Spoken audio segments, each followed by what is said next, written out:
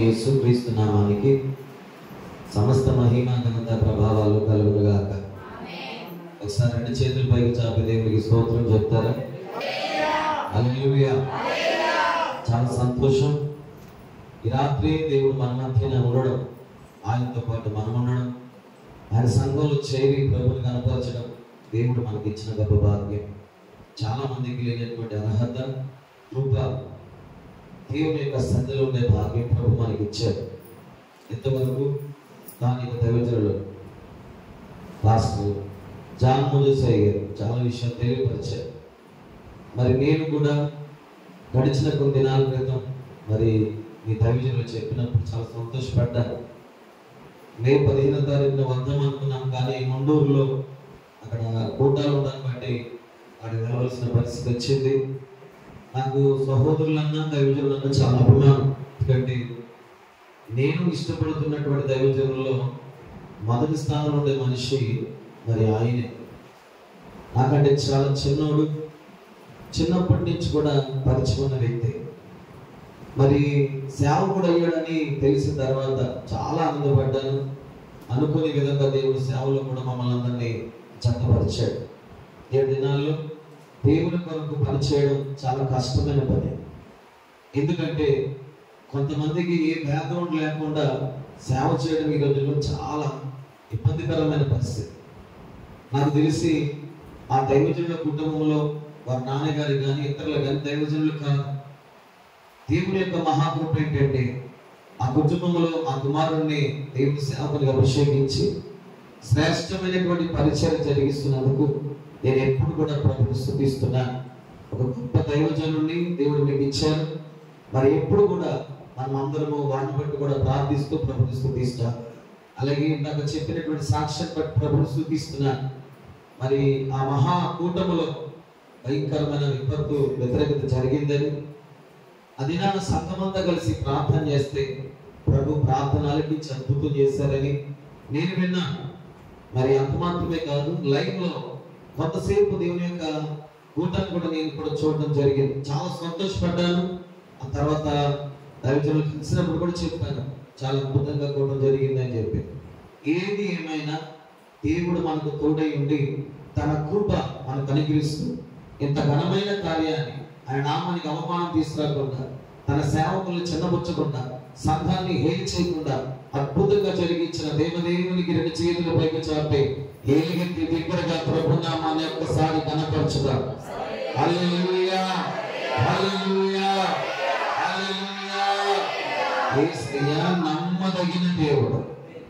అవునంటారా? ఎలాంటి దేవుడు అండి? నమ్మదగిన దేవుడు.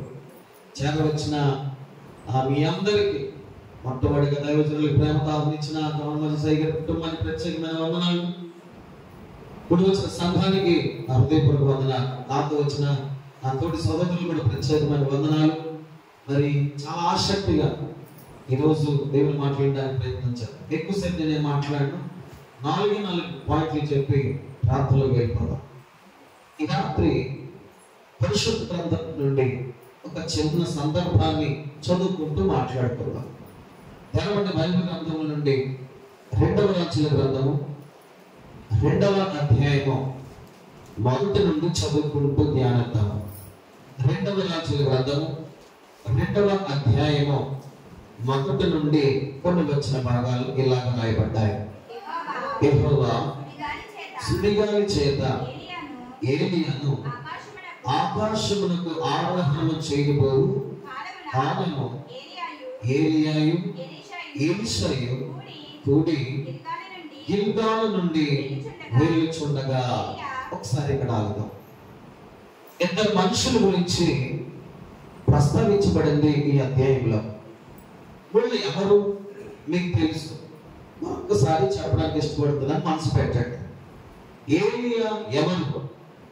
తిష్బీయుడైనటువంటి ఏలియా ఒక ప్రవక్త. ఎలాంటి ప్రవక్త? మీరు చేశారు కదా, వర్షం ఆగిపో అంటే ఆగిపోయింది కదా. అలాంటి బలమైన అభిషేకము కలిగిన దైవ జనుడు గొప్ప ప్రవక్త ఏలియా. ఏలియా రోషము కలిగిన వాడు. ఏలియా ఏ మాత్రము కూడా దేవుని నామాన్ని అగౌరవపరిచే వారి దగ్గర చేతులు కట్టుకుండే వ్యక్తి అతడు కాదు. దేవుని కనపరచడానికి రాజులైనా అధికారులైనా ఎదిరించగల సమర్థవంతమైనటువంటి ప్రవక్త. ఆ కాలంలో ఏలియా లాంటి ఆత్మ గలవారు ఎవరైనా ఉన్నారా అనే సామెత కలదు కూడా. అలాంటి గొప్ప అభిషేకం కలిగినటువంటి ఏలియా ఎలాంటి కార్యాలు చేశారో మీకు తెలుసు. అవన్నీ గురించి మాట్లాడుకోవడం అవసరం లేదు. కానీ ఏలియా అద్భుతమైన ప్రవక్త. ఆ తర్వాత మరొక వ్యక్తి కనబడుతున్నాడు. అతని పేరు ఎలీషా. చెప్పండి, అతని పేరు ఎలీషా. ఎలీషా ఎవరు? ఎలీషా ఎవరు? షాపాతు కుమారుడైన ఎలీషా. ఎలీషా బ్యాక్గ్రౌండ్ ఏంటి? అతడు ఒక చక్కని కుటుంబాన్ని కలిగి ఉన్నాడు. చక్కని వ్యవసాయము, చక్కని పాడి పంటలు, చక్కని పనిని అతడు కలిగి ఉన్నాడు. మిగతా క్లుప్తంగా మాట్లాడుకుందాం. మొదటి రాజుల గ్రంథంలో రాయబడింది, దేవుడు ఏలియా ప్రార్థన ఆలకించి, ప్రభువా నీ యొద్దకు నేను వచ్చేస్తాను, ఇక నేను ఉండలేను, ఈ పరిచయం ఇంత మట్టుకు చాలు అని దేవుని దగ్గర ఏలియా ప్రార్థించగా, ఏలియా ప్రార్థన విన్నటువంటి దేవుడు ఒక ప్రాంతానికి పంపించి అక్కడ ఉన్నటువంటి షాపాతు కుమారుడైన ఎలీషాను ఏలియాకు బదులుగా ప్రవక్తగా, దైవజనుడుగా, అభిషేకం కలిగిన వారిగా అభిషేకించమని దేవుడే స్వయముగా ఎలీషా గురించి మాట్లాడతాడు. ఆ తర్వాత ఆ మొదటి రాజుల గ్రంథము 17, 18, 19 అధ్యాయములు అంతా చూడగలిగితే అక్కడ నుండి ఇరువురు కలిసి చాలా అద్భుతమైన పరిచర్య చేశారు. ఎలాంటి పరిచర్య? నాకు బదులు ఇవ్వాలి. స్తోత్రం చెప్తూ చెప్పండి. ఎలాంటి పరిచర్య? అద్భుతమైన పరిచర్య. ఏలియా ఏం చెప్తే ఎలీషా అది చేస్తుండేవాడు. ఏలియా ఎక్కడికి వెళ్తే అక్కడికి ఎలీషా వెళ్తూ ఉండేవాడు. ఈరోజు నా టాపిక్ ఏమిటి అంటే వెంబడించుట. నోరు తెరిచి మాట చెప్పండి తల్లిలారా. వెంబడించుట. ఎవరిని వెంబడించాలి? ఎలా వెంబడించాలి? ఎప్పుడు వెంబడించాలి? ఎందుకు వెంబడించాలి? వెంబడించడం వల్ల వచ్చే ఆశీర్వాదం ఏంటి? వెంబడించడంలో ఉన్నటువంటి రహస్యం ఏంటి? వెంబడించడం చేత దేవుని చిత్తం మన పట్ల నెరవేర్చబడుతుందా? వెంబడించిన దాన్ని బట్టి ఏదైనా మేలు జరుగుతుందా అని ప్రశ్న వేసుకుంటూనే దేవుని వాక్యం ధ్యానిద్దాం. ఇప్పుడు చదువుతున్న సందర్భం ఏంటంటే, ఇద్దరు వ్యక్తులు, ముందుగా చెప్పాను, ఏలియా ప్రవక్త, ఎలీషా శిష్యుడు. స్తోత్రం కలుగునుగాక. హల్లెలూయా. ఇరువురి బాండింగ్ చాలా అద్భుతంగా ఉంది. పరిచర్యలో ప్రతి విషయంలో దేవుని చెంత వాడబడే విషయంలో అద్భుతంగా నడిపించబడుతున్నారు. అప్పటికే ఏలియా దగ్గర ఎలీషా శిష్యత్వం చేస్తూ చాలా నేర్చుకున్నాడు. ఒకటి కాదు, రెండు కాదు, మూడు కాదు, చాలా విషయాలు తెలుసుకున్నాడు. ఎలీషాలో కూడా చాలా ఆసక్తి ఉంది. ఏంటంటే ఏలియా ఏం చెప్తున్నాడో ఎలీషా అది చేస్తున్నాడు. ఏలియా ఏం నేర్పిస్తున్నాడో ఎలీషా అది నేర్చుకుంటున్నాడు. ఏలియా ఏది బోధిస్తున్నాడో దాన్ని ఎలీషా నెరవేరుస్తున్నాడు, అనుసరిస్తున్నాడు. స్తోత్రం కలుగునుగాక. హల్లెలూయా. ప్రియ దైవజనాంగమా, ఒక మాట మీకు చెప్పాలని ఇష్టపడుతున్నాను. ఈ రోజు దేవుడు ఒక గొప్ప సేవకుని దేవుడు మనకి ఇచ్చాడు. ఒక అద్భుతమైనటువంటి మాటను మనం ధ్యానించగలిగితే, నా సేవకుని మాట నేను రూఢీకరిస్తున్నాడు. యెషయా గ్రంథంలో దేవుడు ఎలాంటి వాడు అంటే సేవకుని బహుగా ప్రేమించేవాడు. దేవుడు ఎలాంటి వాడు? తన సేవకుడు ఏదైనా ప్రార్థన చేస్తే అద్భుతంగా చేసేవాడు. దేవుడు ఎటువంటి వాడు? సేవకుడికి పరితపించేవాడు. సేవకుడి విషయంలో దేవుని ఆలోచన ఏంటంటే, దేవునికి మనుషులకు మధ్యవర్తిగా దేవుడు సేవకుని ఆమోదించాడు. ఒక సేవకుడు నిలబడాలంటే ఇదిగో డబ్బును బట్టో, లేకపోతే బ్యాక్గ్రౌండ్ బట్టో, లేకపోతే స్థలమును బట్టో, అందాన్ని బట్టో, జ్ఞానాన్ని బట్టో, వయసును బట్టో, విద్యను బట్టో, మరి దేని బట్టో నిలబడలేడు. ఒక సేవకుడు నిలబడాలి అన్నా, ఒక సేవకుడు పరిచయం చేయాలన్నా అతనికి దేవుని పిలుపు అవసరము. దేవునికి స్తుతి కలుగునుగాక. ఒక సేవకుడు వాడబడాలన్నా అతనికి దేవుని యొక్క అభిషేకము అవసరము. ఈ రోజు నమ్మవలసిన విషయం ఏంటంటే, మనకు ఇవ్వబడిన దైవజనుడు దేవుడు చేత పిలవబడిన వాడు. నమ్మిన వారి గట్టిగా చప్పట్లు కొడుతూ థాంక్యూ జీసస్ అన్నారని చెప్పాలి. యేసుకు వందనాలు చెప్పాలి. యేసుకు మహిమ చెల్లించాలి. హల్లెలూయా. రెండవది, ఆ సేవకుడు అభిషేకించబడిన వాడు. ఆమేన్, ఆమేన్. ప్రియరా, ఈ రోజున ప్రస్తుత సంఘాన్ని చాలా మంది చాలా రకాలుగా సంఘాల నాయకులు నడిపించుకుంటున్నారు. నాకు తెలిసి, నాకు పరిచయమైన కాలం నుండి తమ్ముడిని గ్రహిస్తూ ఉంటాను. చాలా ప్రయాసపడతాడు. ఎప్పుడు చెప్పినా అన్న సంఘం కోసం ప్రార్థించండి, సంఘంలో బలహీనులు ఉన్నారు వారి కోసం ప్రార్థించండి, సంఘంలో ఈ పని చేయాలి ప్రార్థించండి. నాకు తెలిసి అందరి కోసం చెప్పిన దానికంటే ఎక్కువగా తన సంఘ క్షేమాల కోసం చెప్పడము నేను వింటూ ఉంటాను. ప్రియులారా, ప్రస్తుత రోజుల్లో ఇలా అంటున్నానని మీరు బాధపడకండి, ఇలా మాట్లాడుతున్నానని చెప్పి మీరు నొచ్చుకోకండి.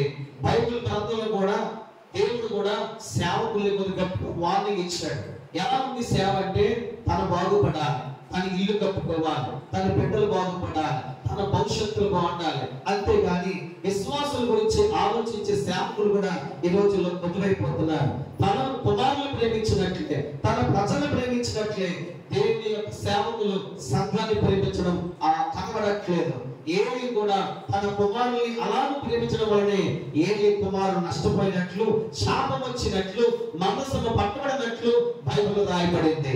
కానీ ఏ సేవకుడైతే విశ్వాసుల్ని అందరికంటే ఎక్కువగా ప్రేమిస్తాడో అతడు ఎవరో కాదు, దేవుని చేత పంపబడిన సేవకుడు. ఆమేన్, ఆమేన్. ఏలీయా అలాంటి సేవకుడు, ఎలీషా కూడా అలాంటి పరిస్థితుల్లో వెళ్తున్నాడు. అయితే ఒక దినం వచ్చింది. ఏమిటి ఆ దినం అంటే, దేవుడు ఏలీయాను కొనిపోతున్నటువంటి సమయం అది. ఇక్కడ చాలా జాగ్రత్తగా ఆలోచించాడు, ఎక్కువసేపు మాట్లాడు. ఈ సందర్భం ఏంటంటే, ఏలీయాను పరలోకానికి తీసుకెళ్ళిపోయే గడియ వచ్చాయి. ఎందుకు పరలోకం వెళ్ళిపోతున్నాడు? ఏలియాకు నచ్చలేదు ఇక్కడ ఉండడం. ఏలియాకి ఇంకా దేవునితో దగ్గర తప్ప మనుషుల దగ్గర ఉండాలనిపించలేదు. అందుకే ఏలియా ప్రార్థన ఆలకించి ఏలియా కొరకు సుడిగాలిని దేవుడు పంపించబడుతున్న గడియాలి. ప్రియారా, దైవజనుడు నిజంగా అంత అభిషేకం కలిగిన వాడా అని చూడగలిగితే ఏలియా జీవితం ఒక్క జీవితం చాలండి, 10 జీవితాలు చూడగలరు. ఆ ఏలియా ఆ ఒక్క జీవితం మీరు చదువుకోండి, ఇంటికి వెళ్ళిన తర్వాత ఎలాంటి అభిషేకము ఏలియా మీద ఉందో తెలుసా? 450 మంది భయభక్తులతో ప్రార్థన చేస్తారు ఉదయం నుండి సాయంత్రం వరకు.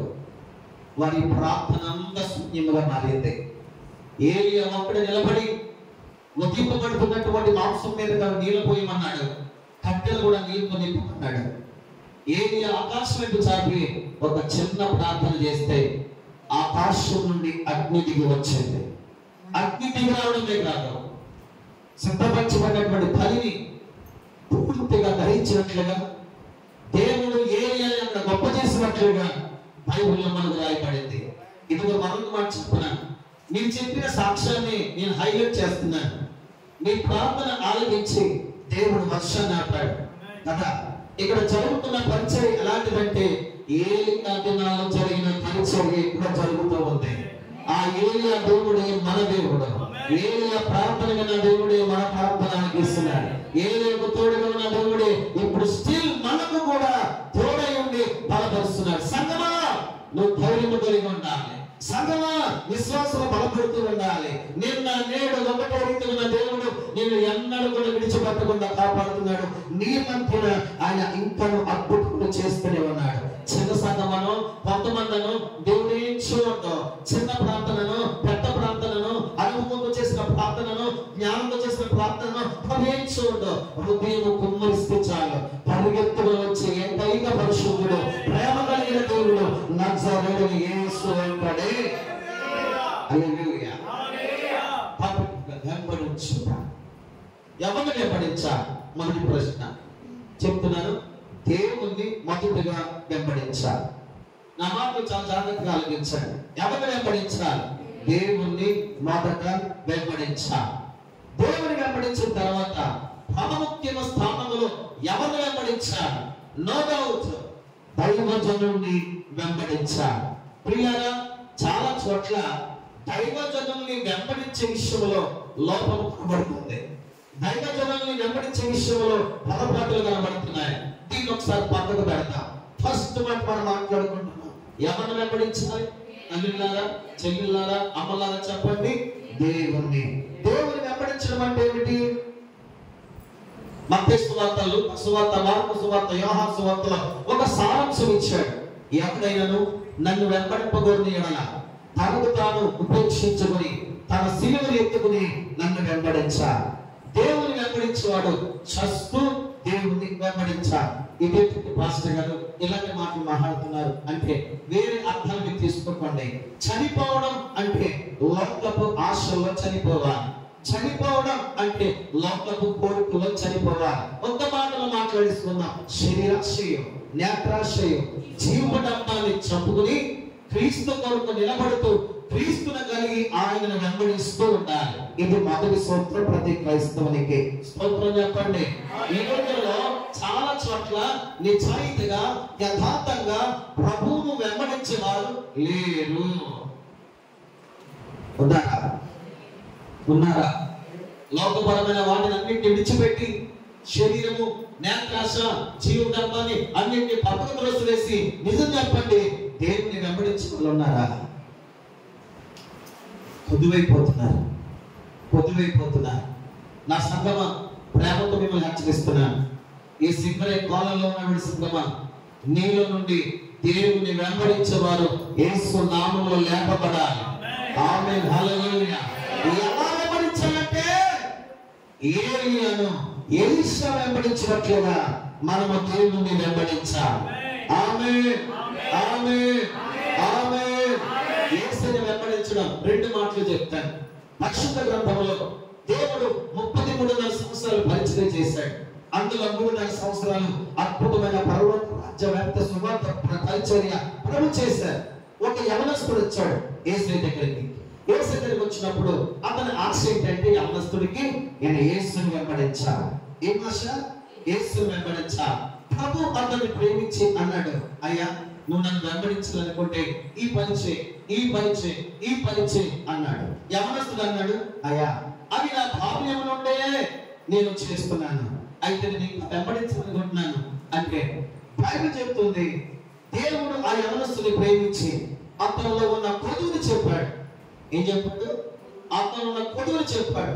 దైవజనాంగమా కొన్ని సందర్భాల్లో యాజకులు కూడా ప్రార్థన చేస్తూ వాక్యం చెప్తూ నిన్ను ప్రేమిస్తూ దేవుని ప్రేమ వారి మీదకు వచ్చి, దేవుని ఆత్మ వారి మీదకు వచ్చి నీలో ఉన్న కొన్ని కొదువులు చెబుతారు. ఆ సందర్భంలో నువ్వు మొక్క ముడుచుకోకూడదు. ఆ సందర్భంలో నువ్వు బాధ పెట్టుకోకూడదు.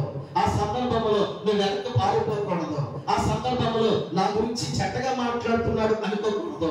బైబిల్ గ్రంథంలో కూడా యేసయ్య యవనస్తుని ప్రేమించి కొదువు చెప్పాడు. కొదువు చెప్పేవాడు నీకు కీడు చేయడు. ఒకటి మాట బాగా గుర్తుపెట్టుకోండి, లోపాలు చెప్పేవాడు నీకు హాని చేయడు. ఇదిగో నేను హెచ్చరించేవాడు నీ జీవితాన్ని పాడు చేయడు. ఎవడయ్యా ఇతనంటే నీ చేయకాడు. ఎలాంటి చెరిగాడు? ముద్దులు పెట్టే చెరిగాడు కాదు, అంతరాత్మను గాయపరిచే నిజమైన స్నేహితుడు. ఆమె చెప్పండి ఒకసారి. హల్లెలూయా. దిద్దుబాటును సంఘము ఎప్పుడు అసహించకూడదు. ఏం చేయకూడదు? మళ్ళా చెప్తున్నా, దిద్దుబాటు సేవకులు వస్తున్నప్పుడు సంఘం ఎప్పుడు కూడా అసహించుకోకూడదు, వెనక్కి వెళ్ళకూడదు. వినేద్దాం. అతనితో చెప్పాడు యేసయ్య, అయ్యా నీకు ఒక లోపం ఉంది. ఏంట లోపం అంటే నీకు చాలా ఆస్తి ఉంది అన్నాడు. ఏమన్నాడు? చాలా ఆస్తి ఉంది. నీ ఆస్తి అంతటిని ఏం చెప్పన్నాడు? అమ్మి వేసి పేదలకు పంచిపెట్టేసి నీవు నన్ను వెంబడించు అన్నాడు. అంటే దేవుని వెంబడించిందంటే విడిచిపెట్టాలా? నేను మరలా అడుగుతున్నాను, ఆలోచించాను. ఈ రోజున దేవుని దగ్గరికి వచ్చే వాళ్ళకి ఒక స్టాండర్డ్ పునాది లేదు. ఈ రోజు ప్రభు నమ్ముకోవడానికి కొంతమంది సేవకులు కూడా అలాంటి పిలిపిస్తున్నారు. మా సంఘాలకు రండి, స్వచ్ఛమైన వాక్యం. మా సంఘాలకు రండి, అద్భుతమైన స్వస్థతలు. మా సంఘానికి రండి, వేల మంది మనుషులు. మా సంఘానికి రండి, ఇదిగో నీకు కేక్ పంపిస్తాం. రకరకాల పనికిమాలిన మాటలు చెప్తున్నారు. కానీ అయ్యా మా సంఘానికి రండి, యేసులాగా మీరు మారండి అని తక్కువైపోయారు. నేను నమ్ముతున్నాను, నేను విశ్వసిస్తున్నాను. ఈ సంఘం ఎలాంటిదంటే యేసులాగా రూపాంతరం పొందడానికి సిద్ధపడుతున్న సంఘం. నమ్మిన వారు రెండు చేతుల పైకి చెప్పడం ఈ అంత్యకాలంలో ఎలాంటి సంఘముగా ఉండాలంటే యేసయ్య రూపం పొందుకోవడానికి నిలబడే సంఘముగా ఉండాలి. ఈ అంత్య దినాల్లో యేసయ్య స్వరూపం ధరించుకుంటూ మధ్యాకాశానికి రాబోతున్నప్పుడు ఆయన బోర శబ్దం వినగానే ఏమాత్రం ఆలస్యం చేయకుండా ఎత్తబడే సంఘముగా మనం ఉండాలి. అలాంటి సంఘముగా మన సంఘము ఉండునుగాక. యవనస్తుడు అన్నాడు, వద్దులేమి పలకలేదు. అతను కోరికేంటి వెంబడించడం, కానీ వెంబడించుటలో దేవుడు చెప్పిన మాట అతనికి నచ్చలేదు. ఏమన్నాడు? ఆస్తులమేమన్నాడు. పిల్లరా, దైవజనులు ఏది చెప్పినా కొంతమంది ఆనందిస్తారు, దైవజనులు ఏది హెచ్చరించినా పడతారు. కానీ ఇలా అర్థం వేరే అనుకోకండి, నేను కూడా ఎక్కువ టాపిక్ మాట్లాడు, కానీ సందర్భం వచ్చిందని చెప్తున్నాను. అయ్యా కోట్లు ఉన్నాయి, ధనం సహాయం చేయండి. అయ్యా పని ఉంది, లేకపోతే నాకు సహాయం చేయండి. లేకపోతే మీ ఉద్యోగాల్లో 10% దశభాగం ఇవ్వండి అని ఒక సేవకుడు కానీ ప్రభు లేఖనాలు కానీ నుండి మాట్లాడుతూ ఉంటే చాలా మందికి ఏమొస్తుందో తెలుసా? నిజం చెప్పండి ఏమొస్తుందో చెప్పనా? చాలా బాధ అనిపిస్తుంది.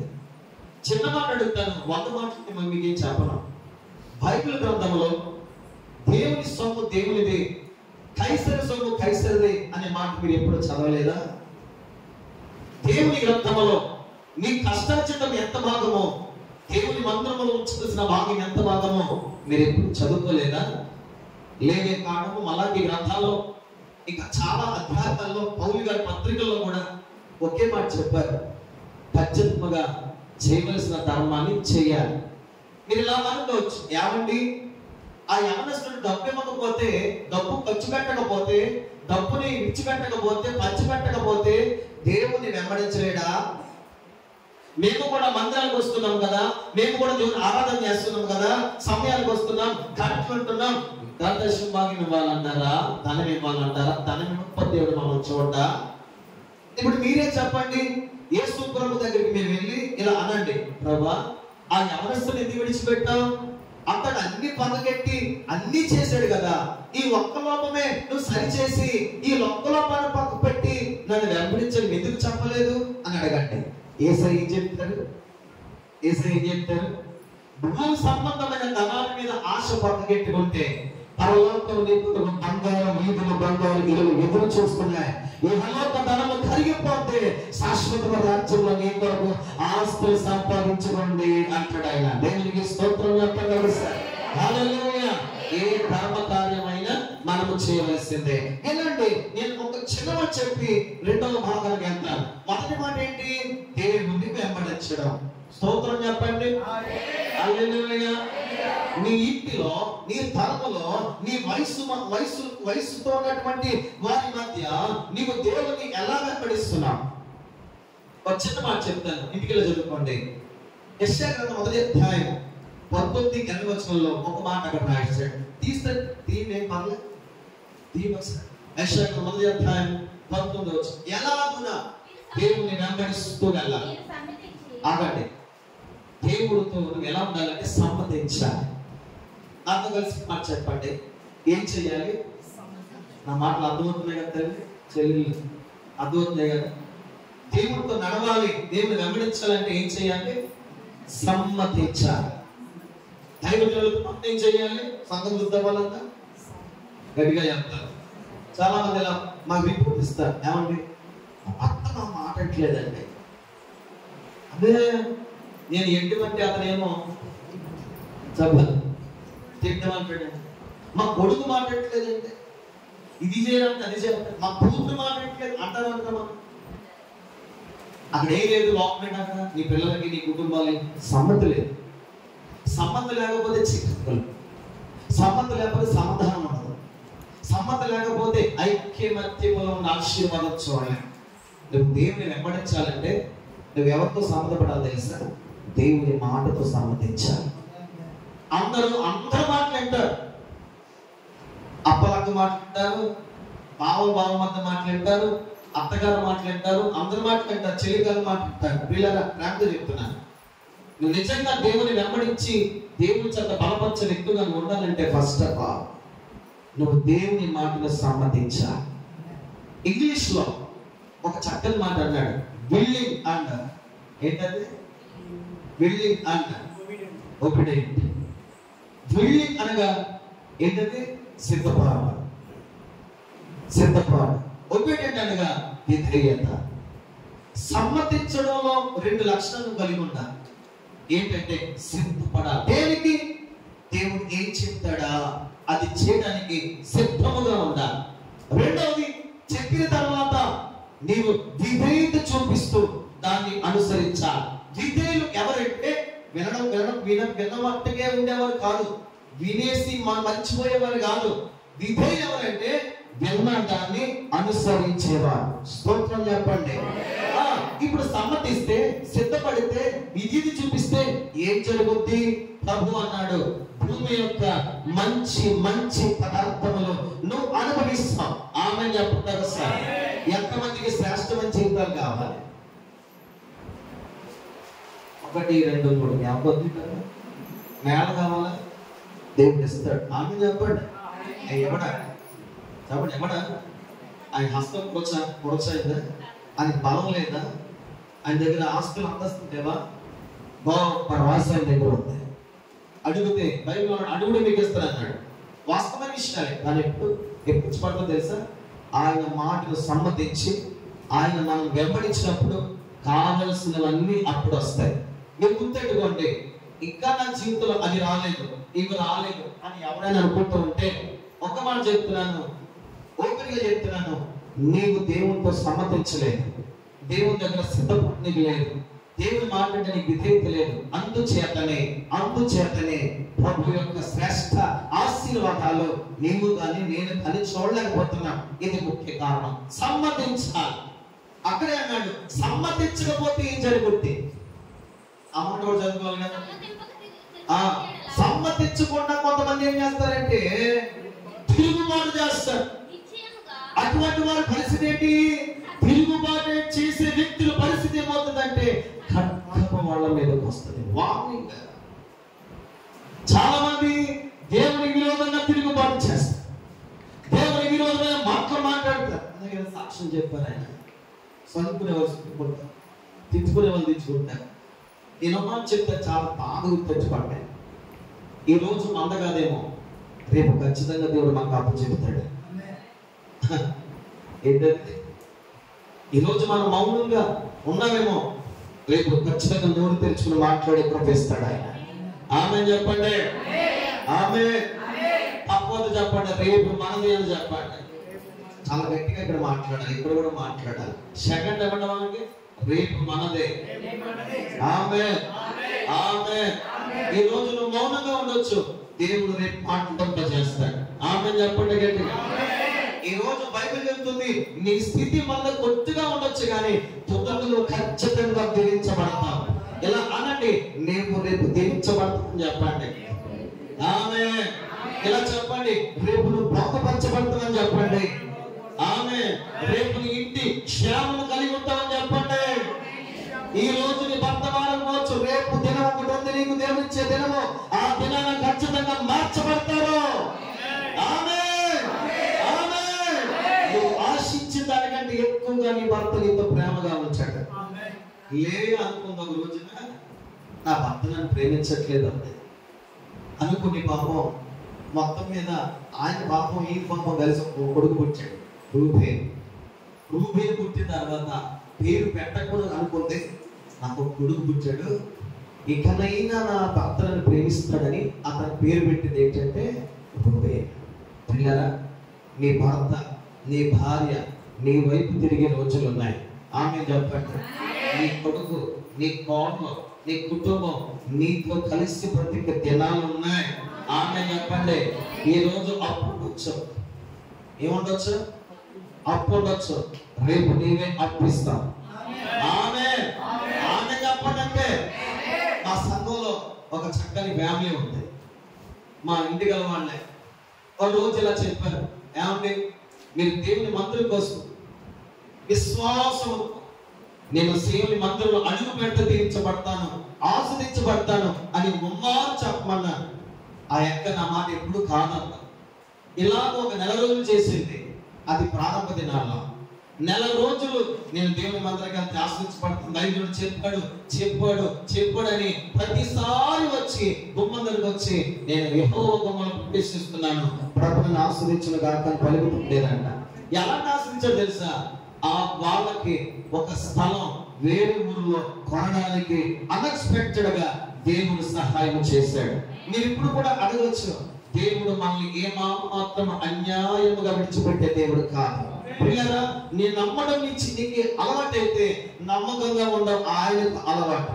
ఆమె చెప్తే గట్టిగా హల్లెలూయా. దేవుని వెంబడించాలి చెల్లి. ఎలాగా? ఆయన మాటకు సమ్మతించా. తమ్ముడు, ఆయన వెంబడించాలనుకుంటున్నావా? ఆయన మాటకు సమ్మతించా, విధేయత చూపించా. అయ్యా నేను సిద్ధంగా ఉన్నానయ్యా, నాతో మాట్లాడండి అంటూ ఉండాలి. ఒకవేళ ఆ కాకుండా దేవుని ప్రేమించి చాలా విషయాలు చెప్తున్నా, ఆ మాటను పట్టించుకోకుండా తిరగబడితే మాత్రం అర్లని చెప్తున్నాను, ఎంత దీర్ఘశాంతుడో, ఎంత కృపగల దేవుడో, ఎంత కనికరము గల దేవుడో, అంత కోపము కూడా ఆయన వస్తున్నట్లు బైబిల్ చెప్తుంది. ఇది మొదటిగా దేవుణ్ణి వెంబడించడం. ఇప్పుడు రెండో టాపిక్ చెప్తున్నాను. ఈ సబ్జెక్ట్ చెప్పాలంటే 2.5-3 గంటలు చెప్తుంది. కానీ అలాంటి పరిస్థితి దేవుడు మీ మధ్య నేను జరిగించలేదు. కంగారు పడవస్తే ఎలా చూస్తున్నాయి అన్నా అయిపోయి ఏం కాదన్నా, దేవుడు మీకు తోడుగా ఉంటుంది కనుక ఆమె చెప్పండి ఒకసారి. హల్లెలూయా, హల్లెలూయా. దేవుని వెంబడించడం తీరు చెప్పుకొచ్చా, సమ్మతిస్తూ వెంబడించా. రెండవది దైవజనుణ్ణి వెంబడించడం. ఇదే టాపిక్ మాట్లాడుకుందాం, చదువుకుందాం. ఇప్పుడు బైబిల్ తెరిచి 2వ అధ్యాయము 1వ వచనం. అందరూ బైబిల్ తెరిచి ఇలా చదవండి.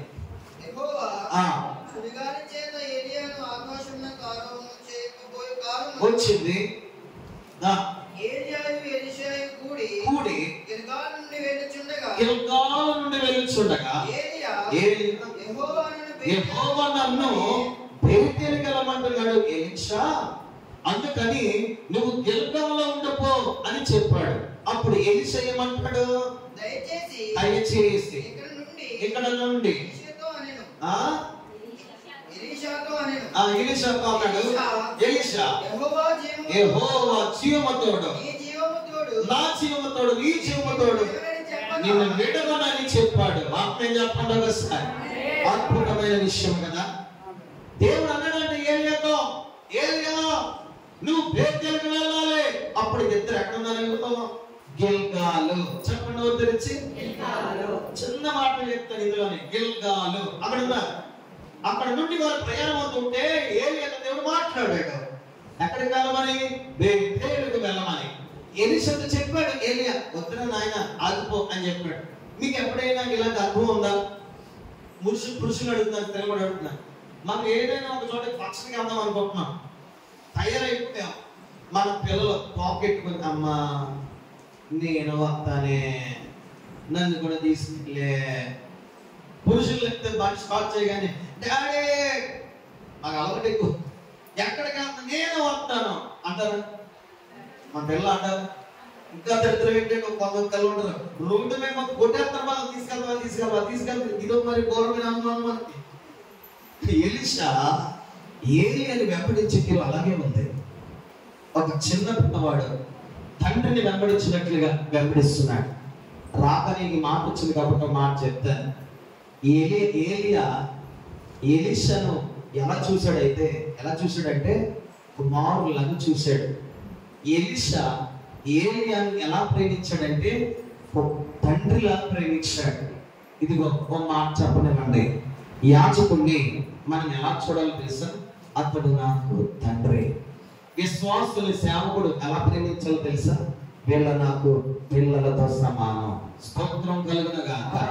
బేతేలుకి వెళ్ళమంటే ఏలియా అన్నాడు వద్దు అన్నాడు. ఇంకా కంటిన్యూ చదివాను, లాస్ట్ క్లుప్తంగా చెప్తాను మీకు ఆ మాటలు. వారిద్దరును బేతేలుకు ప్రయాణం చేసి బేతేలులో నా ప్రవక్తల శిష్యుడు ఎలీషా యొద్దకు వచ్చి, నేడు యెహోవా నీ యొద్ద నుండి నీ గురువును పరమునకు తీసుకెళ్ళిపోవాలి ఎరుగుదువా అని ఎలీషాను అడగగా అతడు నేను ఎరుగుదును, మీరు ఊరుకుండని చెప్పాడు. వెంబట ఏలియా ఇది రెండవది. ఎలీషా యెహోవా నన్ను ఎరుపగలమంటారా అని సెలవిచ్చాడు కాబట్టి కనుక నీవు దయచేసి ఈ బేతేలులోనే ఉండిపో అని చెప్పాడు.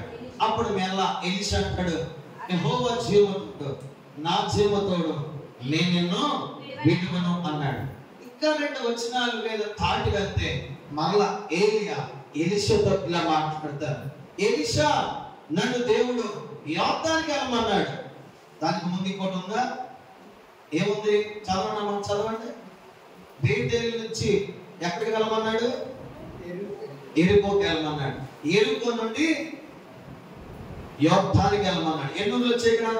మొదటిది గిల్గాలు, రెండవది బేతేలు, మూడవది ఎరికో, నాలుగవది యోర్దాను. గిల్గాలు, బేతేలు, ఎరికో, యోర్దాను. ఎన్ని సార్లు ఎన్ని ప్రాంతాల్లో ఏలియాను ఎలీషా విడిచిపెట్టకుండా వెళ్ళాడు?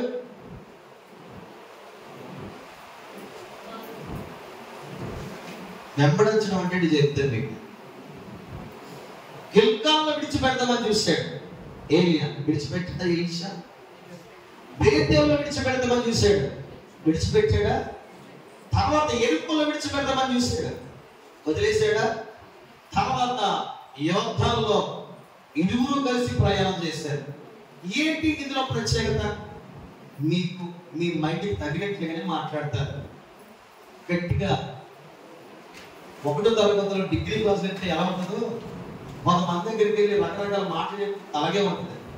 మనం క్లుప్తంగా విందాం, క్లుప్తంగా నేర్చుకున్నాం, క్లుప్తంగా ప్రభువుని విశ్వసిద్దాం. ఓకేనా? దేవునికి స్తోత్రం. మాట్లాడుకుందాం.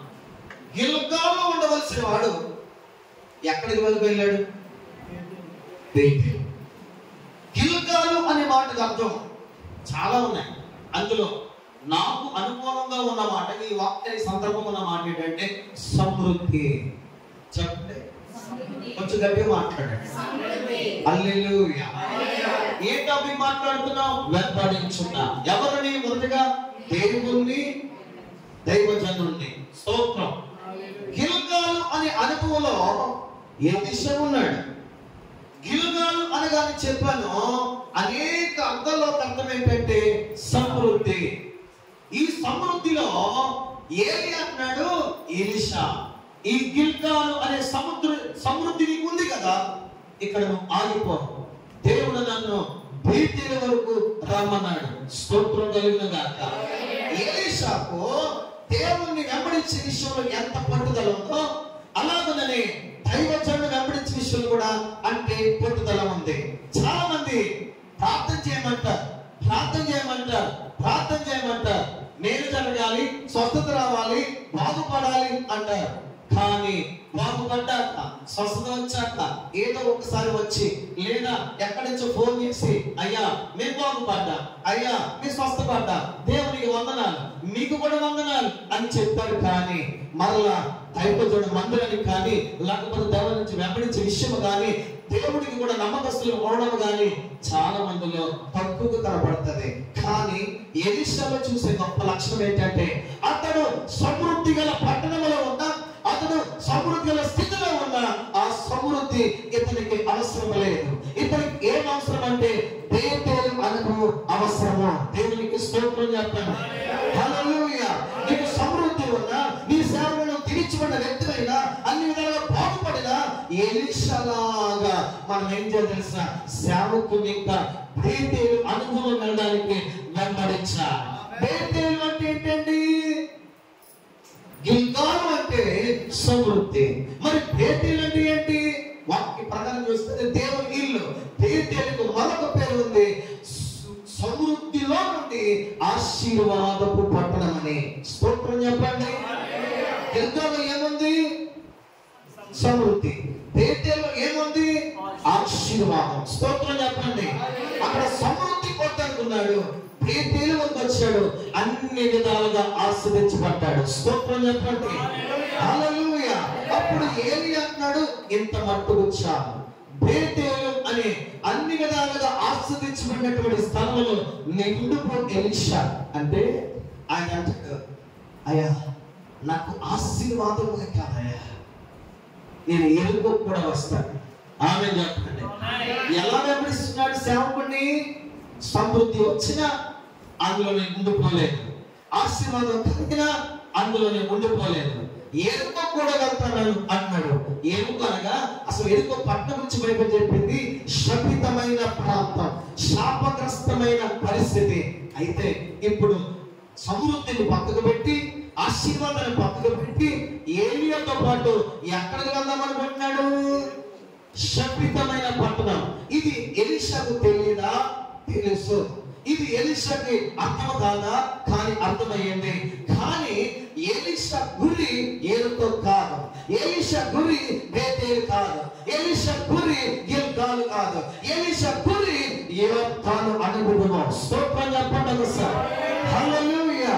నేను ముగింపులోకి వెళ్తున్నాను ప్రియులారా. బేతేలు అనుభవం దాటికి వెళ్ళాడు. యోర్దాను ఎరుకోలు ఏం కనపడుతుందంటే శాపము. అదేంటండి మన జీవితాల్లో అన్ని బాగానే ఉన్నాయి, ఒక్కొక్కసారి శ్రమలు వస్తున్నాయి. ఏంటంటే పాస్టర్ గారు ఆ కోసం ప్రార్థన చేయట్లేదు కదా. ఇలా ఎప్పుడైనా అనుకున్నారు? ఇలా ఎప్పుడైనా అనుకున్నారు? ఎవరు అనుకుంటారు చెప్పనా? సేవకుని వెంబడించమని అనుకోరు, దేవుని వెంబడించమని అనుకోరు. లోకాన్ని, పాపాన్ని, పనికి మాలిన వాటిని వెంబడించే వారికి ఇలాగే అనుకుంటారు. ఒక రోజు మా సంఘంలో ఒక కుటుంబం ఉండేది. వాళ్ళని చాలా బలపడతామని ట్రై చేశాను. చాలా చాలా చాలా వీళ్ళు ఏం చేశారంటే దేవుణ్ణి వెంబడిస్తూ నాతో కూడా చాలా సన్నిహితంగా ఫ్యామిలీ ఉంటూ ఉండేది. లేటెస్ట్ ఏం జరిగిందంటే దేవుడు దగ్గర నుండి వాళ్ళు దూరం అయిపోయారు. దేవుణ్ణి ఆ కుటుంబం విడిచిపెట్టేశారు. నాకు చాలా బాధ అనిపించింది. అయ్యో, ఆ కుటుంబం చాలా బాగా ఎదుగుతుండేవారు, ఆ కుటుంబం చాలా దేవుళ్ళు కట్టబడుతుండేవారు, ఏంటి ఇలా జరిగింది అనుకున్నాను. అయితే వాళ్ళ దగ్గర కొంతమంది సంతపెట్లు వెళ్ళారు. ఆ తర్వాత వాళ్ళ మాట వీళ్ళ మాట నాకు విన్న మాట ఏంటంటే, ఇదిగో దేవుడు మాకేం చేయలేదు. ఏం చేయలేదు ఏమంటున్నారు కొంతమంది? నేను మాట్లాడుతున్న ప్రశ్న చెప్తాను, ఒక జవాబు కూడా మాట్లాడుతాను. ఏంటంటే దేవుడు ఏం చేయలేదా? మీకు కూడా ఒక ఆలోచన ఉండేది, దేవుడు ఏం చేయలేదా? అడుగుతున్నాను నేను, చెప్పండి నాకు, దేవుడు ఏం చేయలేదా? గట్టిగా మాట్లాడాలి. 2020లో భూమి మీద ఏమొచ్చింది? 2020 ఏమొచ్చింది? ఈ రోజు ఉన్నాం, దేని బట్టి ఉన్నాం? దేవుడు ఏం చేయలేదు అందరికి, అవునా కదా? చిన్న పిల్లలు, నీకంటే చిన్న పిల్లలు, నీకంటే యవనస్తులు, నీకంటే బలవంతులు, నీకంటే శక్తివంతులు చాలా మంది ఫాస్ట్ కనబడుతున్నాయి. వి మిస్ యూ అని చెప్పి మా దేవుడు నాకు ఏం చేయలేదంటారంటే, చాలా చోట్ల కరువుతో చచ్చిపోతున్నారు, ఆకలితో చచ్చిపోతున్నారు. నీళ్లు లేక కొన్ని కిలోమీటర్ల పాదాల మీద నడుచుకుంటూ ఆడవాళ్ళు ఎంత కష్టపడి నీటి కోసం ప్రయాసపడుతున్నారు తెలుసా నీకు? మరి దేవుడు ఏం చేయగలంటావేంటి? నువ్వు బయటికి వెళ్తున్నావు, లోపలికి వస్తున్నావు, నీ బిడ్డ పని చేస్తున్నాడు, నీ భర్త పని చేస్తున్నాడు, నువ్వు బిడ్డలు కంటున్నావు, నువ్వు తింటున్నావు, నువ్వు తిరుగుతున్నావు, పడుకుంటున్నావు, లేస్తున్నావు. ఇంకేంటి దేవుడు ఏం చేయలేదంట? నీ కష్టపడుతున్న కష్టం దగ్గరకు వస్తుంది. ఇదిగో నువ్వు తిరిగి తృప్తుడవై దినదినాలు వెంబడి ముందుకు వెళ్తున్నావు. ఏంటి దేవుడు ఇంకేం చేయలేదంట? ఇంకేం చేయలేదు దేవుడు? ఇంటికెళ్ళి చదువుకుంటారో మాట చెప్తాను.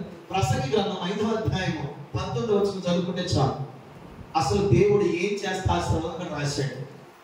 చదువుతారా? ఎలాగా ఒక 5 నిమిషాలు అవుతాయి. ఇది కానీ ఒక మాట చదివండి. ఈ మాట ప్రసంగి గ్రంథం 5వ అధ్యాయం 19వ వచనం. ఇలాగ మెంటల్ గా ఉండే వారి కోసం చెప్తున్నాను, ఇలాంటి ఆలోచన చేసే వారి కోసం ఈ మాట చెప్తున్నాను. అసలు ఆశీర్వాదం ఏంటో, దేవుడు ఏం చేయాలో, ఏం చేస్తామో బతుకు ఎలా ఉంటాయో అక్కడ రాశాడు. ప్రసంగి 5:19.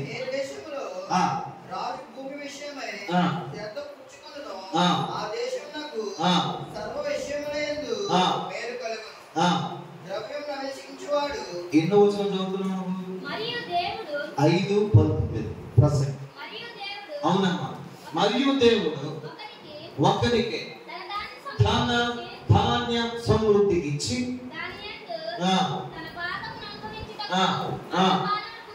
నిద్రపోతున్న స్తోత్రం చెప్పండి సార్.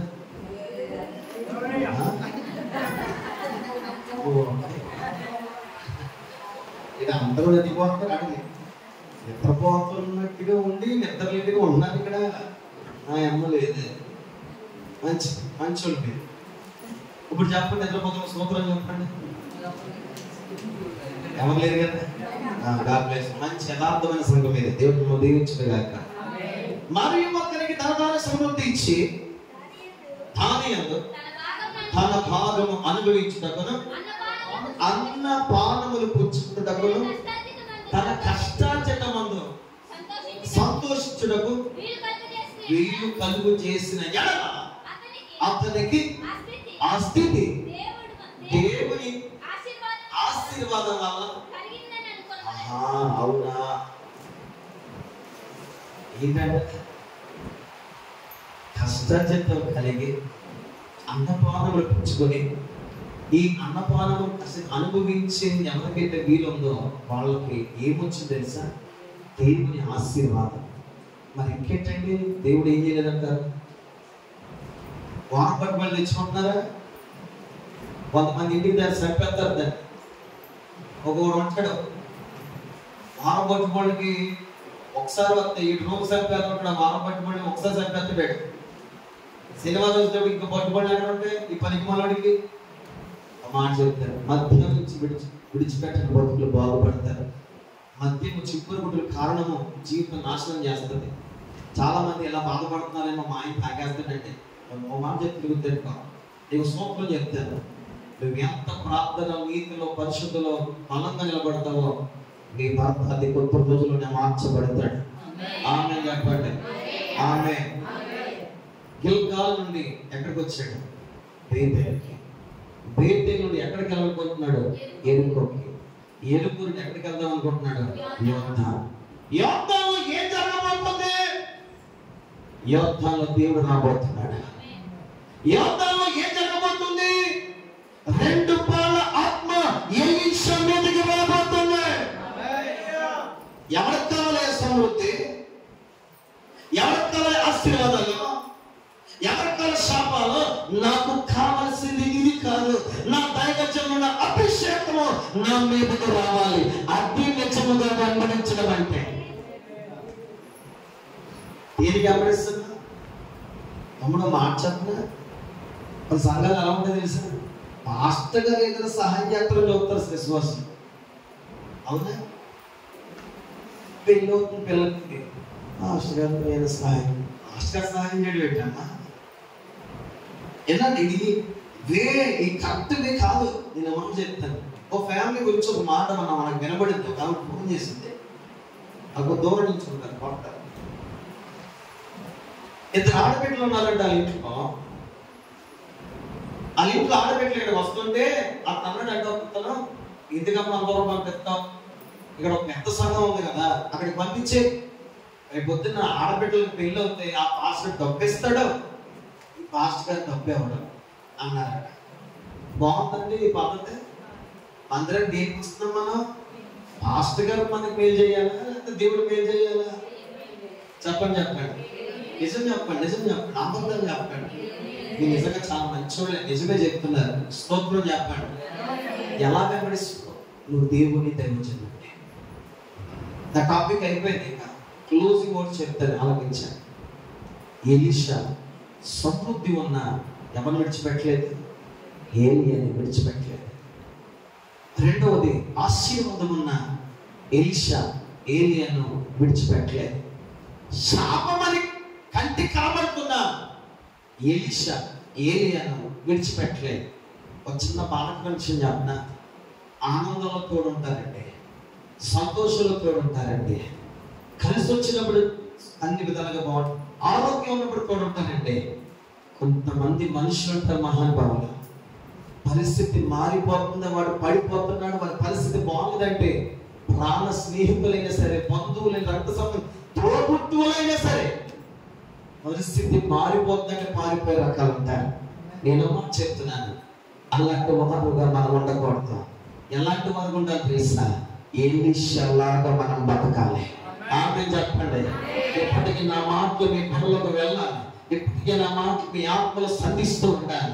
ఎరుకోలో శాపమున్న శాపమైన పర్వాలేదు ఆయన, ఏరియా నా జీవతోడు, నీ దేవుని జీవతోడు నేను విడిచిపెట్టను. నన్ను యోర్దానుకి వెళ్ళమన్నాడురా అంటే అంటే అయ్యా నువ్వు ఎక్కడికి వెళ్తే అక్కడికి వస్తాను. యోర్దానుకి వెళ్ళిపోయాడు. అక్కడ యెహోవా సుడిగాలి చేత అగ్నిరథాలను పంపించాడు. ఆ చివరి గడియలో అప్పుడు అడుగుతున్నాడు ఏలీయా, ఎలీషా నీకేం కావాలి?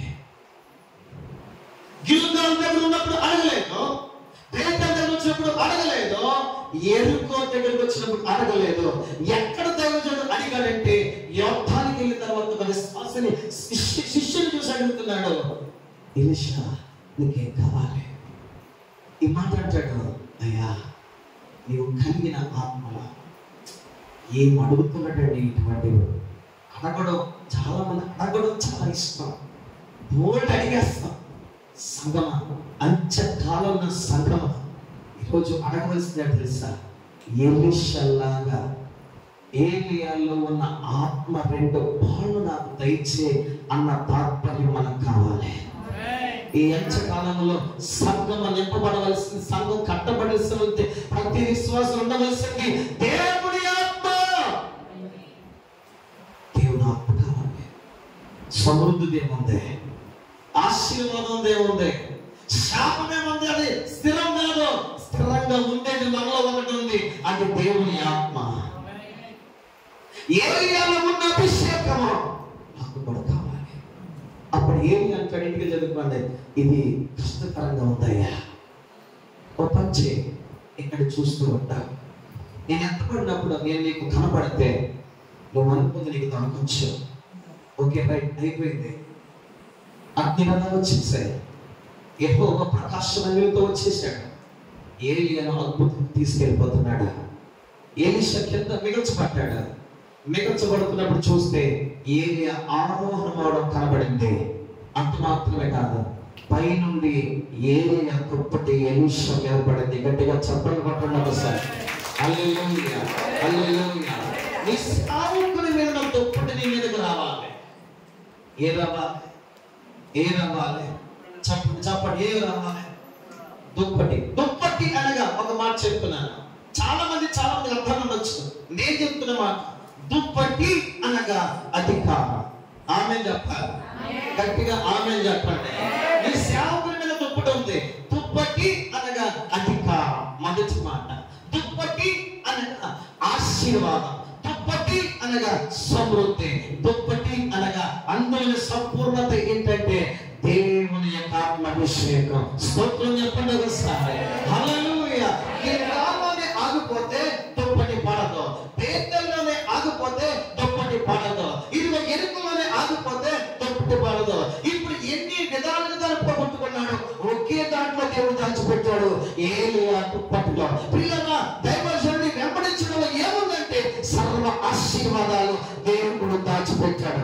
నమ్మిన వారు గట్టిగా దేవునికి స్తోత్రం చెప్పండి. హైదరాబాద్ లో డేవిడ్ అనే ఒక పాస్టర్ గారు ఉన్నారు. డేవిడ్ అనే పాస్టర్ గారు, అతన్ని 15 సంవత్సరాలు ఒక సేవకుడు వాడుకుని చనిపోయిన తర్వాత ఆ పాస్టర్ గారు చనిపోయే ముందు అన్నాడట, అరే ఓ పంచే, నాకు మరణం సమీపించింది, నాతో ఉన్నవాళ్ళు నా పరిచర్యకి ఎవరు ఏదైనా పరిచర్య చేసుకోవాలంటే ప్రారంభించిన నేను నీకు సహాయం చేస్తాను అని 10% చెప్పేవాడట డేవిడ్ గారికి. ఆయన అనేవాడట, లేదయ్యా, ఈ వయసులో, ఈ బలహీనతల్లో, ఇలాంటి వ్యాధిలో నేను విడిచిపెట్టలేను అంటే 10% చెప్పాడట. అలా కాదురా, నువ్వు చిన్నోడివి, నువ్వు వయసులో ఉన్నవాడివి, నువ్వు అన్ని విడిచిపెట్టిన దగ్గర కూర్చో, నేను నీకు చేస్తూ అన్నేం చేయకూడదురా. అరే బాబు నా మాట రా అంటే అనేవాడట, అయ్యా నీ కొడుకేంటి ఇలాగే వదిలేసి వెళ్ళిపోతాడా, అంతకన్నా ఎక్కువ నేను చూస్తున్నానయ్యా అంటుండేవాడట. ఆఖరి ఒక రోజు వచ్చింది, ఆ దైవజనుడు చచ్చిపోయాడు. మిగతా వాళ్ళందరూ ఏం చేశారో తెలుసా? ఇది యథార్థంగా జరిగిన విషయం. ఇప్పటికీ ఆ సేవకుని సంఘం నిలబడే ఉంది. పిల్లలు అతన్ని గెంటేశారు, బయటకు వెళ్ళిపోయారు. యథార్థంగా రోడ్డు మీద ఉన్నాడు.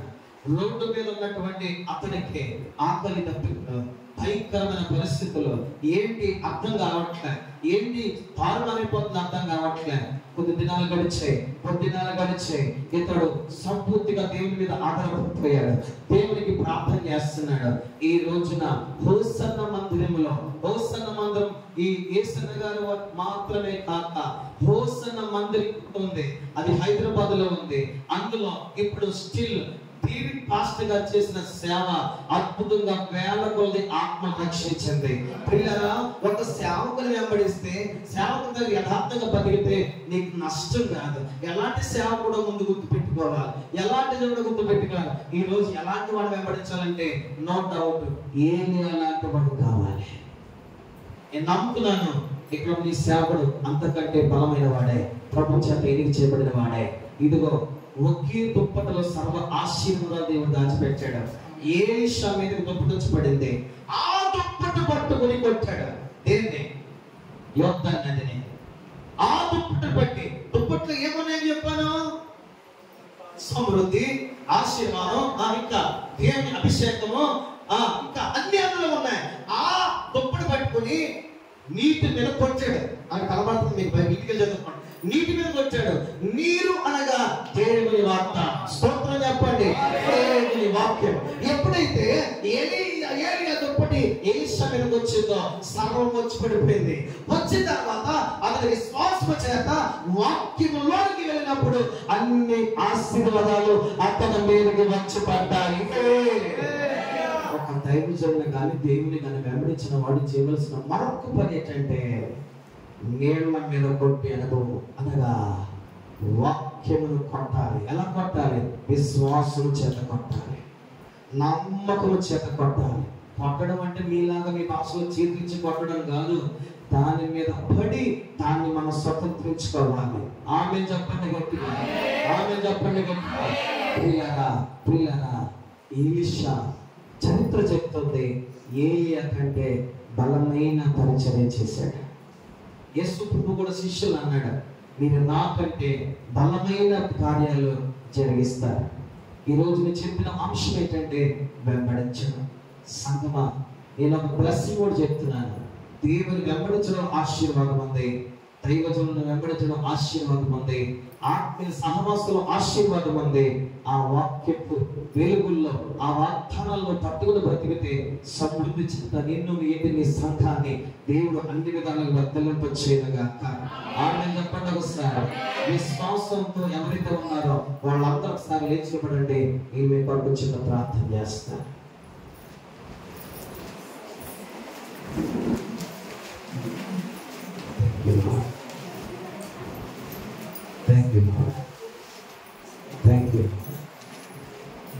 చెప్పండి, ప్రార్థించండి. నోరు తెరిచి ప్రార్థించండి. దేన్ని వెంబడిస్తున్నావు?